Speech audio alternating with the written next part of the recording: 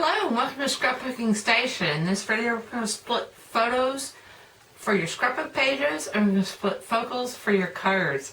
So I've got cards with split focals. So I got plenty. Just paper patterns, images, stamps, and then I've got layouts. And so I'm going to bounce around between all these things. Let me hold this up. How pretty is that? And another one.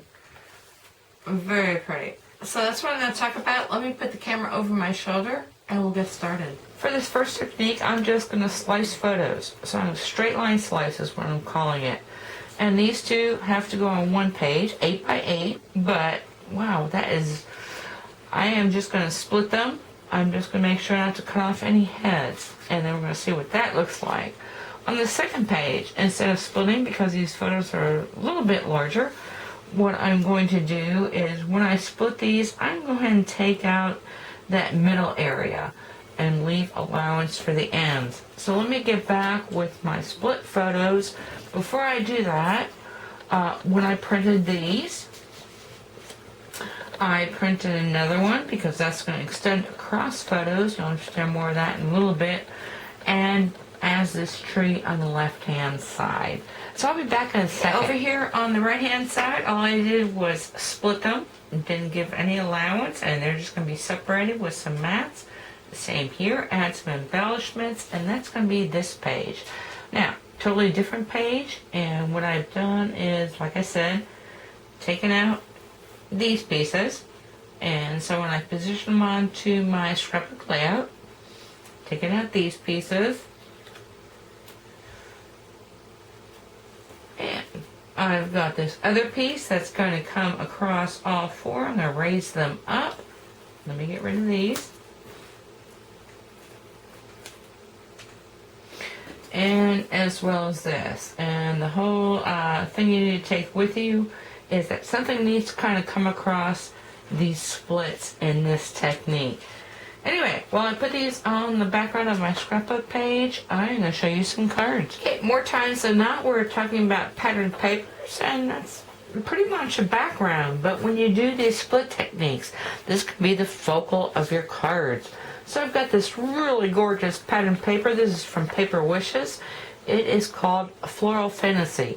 It actually won't be available in 12 by 12 double-sided until January 2016. So I'm very persnickety of this. So first I want to split it up. I'm going to marry it up with some cardstock. And this one I chose to marry up with River Rock because there is a lot of that in this patterned paper. So let's move on. So once you slice your patterned paper, you've got a card focal. All you need to do is put a tag here and a ribbon, coordinating ribbon. I'm going to do something else. Also, this other piece, because I cut the strip of the 12 by 12 pieces for my interior, and of course I've got more patterned paper. So I'll be back with that. Once I split those patterned papers and put it on the front, I cut the front of my card up short, and all I need to do now is add a tag.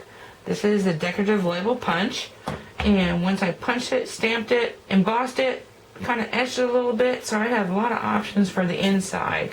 This is a piece of my patterned paper.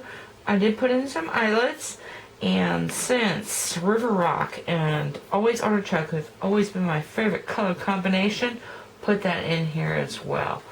This is going to be left over for when I put my salutation, which I think will be Always Artichoke with white embossing, because I embossed here and I'm going to emboss here. And the second card, simpler still. So I took this card and I matted it on my River Rock, and actually both these pattern papers have a white core, and so all I did was take a Stamp by Write marker, Always Artichoke, and edged it, and that's why you see these little darker edges. Now, glitter glue, or this is Dazzling Details for Stamping Up. It's basically glitter glue. All I did was pick out all the white points and kind of these centers of my flowers, and that's a great card with a no-brainer card. And on the inside, I took one of those strips, separated it out, and I can always add Always Artichoke again. and this is good to go. Now, both of these, of course, I'm going to do some envelopes, and the great thing about single-sided patterned papers is that when you line your envelopes with those, not so much on the outside. If you don't have the envelope punch board from Stampin' Up, get it, because this way you can make envelopes for any of your cards. And this is a roll of white craft paper. Okay, I had to cut off short because I had to go grab my roll of craft paper, and this I got from Office Depot. And I leave it, I cut it to size, and it comes in white, it comes in craft, and that's what I use for most of my envelopes.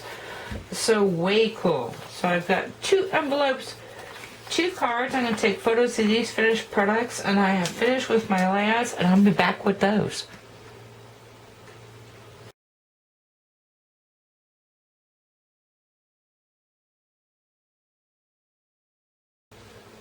This is the first 8x8 split photo layout that I'm doing, and you can see where I've got this Christmas tree over here on the side. I chose to first off ink the edges, and again I used a Stampin' Right marker and always artichoke. And so I did that. I've contrasted it with my very vanilla because I picked out this patterned paper, and this patterned paper is called Noted. It is from Paper Wishes. This side is a nice chevron in vanilla and early espresso is what I call it. But the other side has this red. So once I saw that, I wanted to put a choo-choo train in here because I got a red caboose, and it really doesn't take much. And I just wanted to share the companion page. And let me just show the link in here, because there's a couple other things I've done. I've put some dazzle border stickers in here, and also some of the jewel gold dazzles, because what I'm doing is I'm using my tree punch and also Festival of Trees stamp set for this side, because that's the great thing about a train. And here I think the guys are playing with one of their Christmas presents, so they're doing that. So I put a gift in there, a place for journaling, more of these dazzle stickers. And on this side, let me just show you this, because this is a single, these 2 8x8 pages were made out of a single piece of 12x12. Again, it is this Noted paper pack, so I've got this pattern on one side and this red on the other, which worked perfectly. So all I've done is I took some dunnage, made my 8x8 so I could piece it together. I pieced together a piece here, a piece here, a piece here. Backed it with some of my tulle. This is Early Espresso tulle, and that's why I always give a link to my or to the Stampin' Up clearance, because that ribbon I got all on clearance, or that tulle I got all on clearance. This is the gold metallic. And then I've got this, and I'm going to save that for later because I use it more later. Again, kind of those stickers, dazzle borders, dazzle stickers. Anyway, really pretty, and I've left room here for my sister-in-law to journal as she sees fit, or title and journal. Anyway, really pretty. I'll leave you a finished picture of that layout. For this split photo, I did pretty much the same thing. I found a piece of specialty paper, again, clearance always, and it's double-sided. It's like this. It's a craft, and it's got Early Espresso. And so what I've done is I went ahead and inked it because I need a contrasting color as well on this side. But now I've got something called Dazzling Details, and you can put that right on your photo. So I'm going to let that dry before I set this. Of course, I'm going to mat it again, have a title here. I've got some other things that need to go here, but also daubered the edges with my contrast color. So this piece, or my right side page, is going to be split again, and probably the same dazzle stickers are going to go on that because I loved it. And now I'm getting to a card front because that's too much fun as well. Okay, in the same way that I split those photos for the South Court Inn, layout, I am going to split photos for my focal. So I'm going to use my natural white for sand, Lost Lagoon for my ocean, and then the Hello Honey for the sky. And for the piece that's going to come across, I'm going to use basic gray. And so these are all really coordinating, really pretty. I can stamp them, I can edge them, and I'm going to use my Uncharted Territory stamp set. So I've got my lighthouse that can extend beyond everything. I've also got a sailboat if I wanted to, and of course I've got the birds, a great salutation.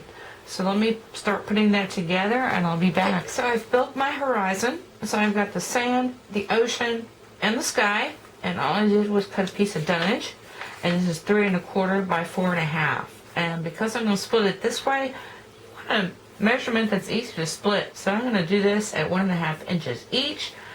This is very thin, so I can mat it, I can do everything else, and actually I've already cut my gray mats.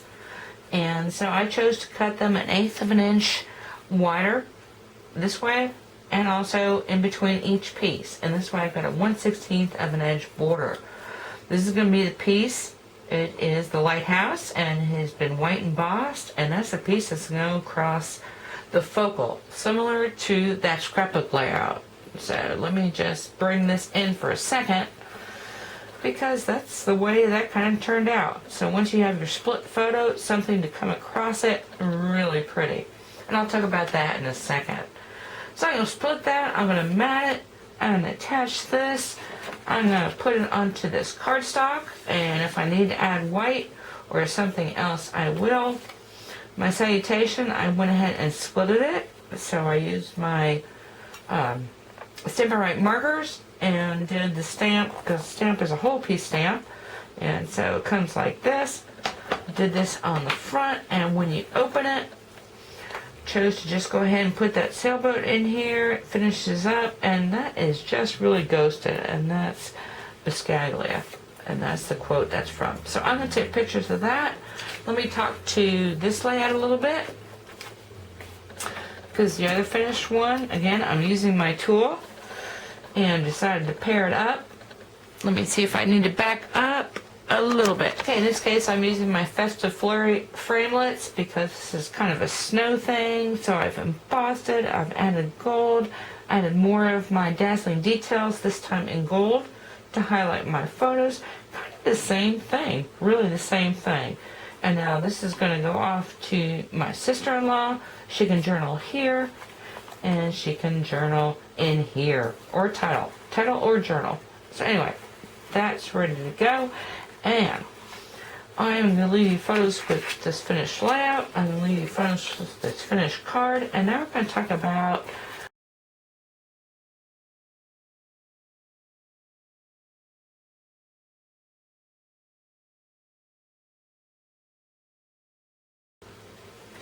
the ultimate straight cut focals and photos. So this is from Wetlands. I don't even know what number it is, but strips. So do something that runs your eye across. This is a stamp that's been embossed. I backed it and then stripped it into very narrow strips. Now when you're working with a photo, this is from one of my grunge videos, but you can see where, man, I don't cut me and Spuddy up, but strip it up. Again, trying to carry your eye across all these pieces, even beyond the photo. Really great strip piecing technique for your photographs. And I'm actually going to do it again. This is from, let me see, 2013. So this is me in 2013. This is a photo from 2006. Now feel free to do that technique all over again. Again, working around the people. You don't want people's faces sliced up. Okay, next we're going to move into squares. I said squares, but they could be rectangles. The thing is that you create an image. So whether it's a large stamp, in this case, this is a card front focal, or you take a smaller stamp and just kind of do one the size, and then in this case I split it this way, and then split it this way, matted it. Really pretty. Stands alone. A tag would be cool, or maybe just a little embellishment. But now I'm going to do work on my page because I've taken everything with me that I can take. This was actually printed. This is my Japanese magnolia tree that bloomed this spring. I just printed it on computer cardstock. So this is not photographic paper or anything. This is going to be my border. And this is what I'm going to split up. I'm going to use the same sort of technique. So I've got tissue paper and I've got pattern paper that I'm going to piece together. And the thing that I wanted to show you was I have this crumb cake tool. Again, using it again because I loved it. I'm going to do something different with it. Before I did, I inked it. And I'm going to show you a couple photos. So I've got it in gray now. And I've got it in my Melon Mambo. And there's some sparkle to it. So fun. Anyway, I'm going to show you a couple photos. I'll talk about that once I get this cut up and the layout set up. And I'll be back.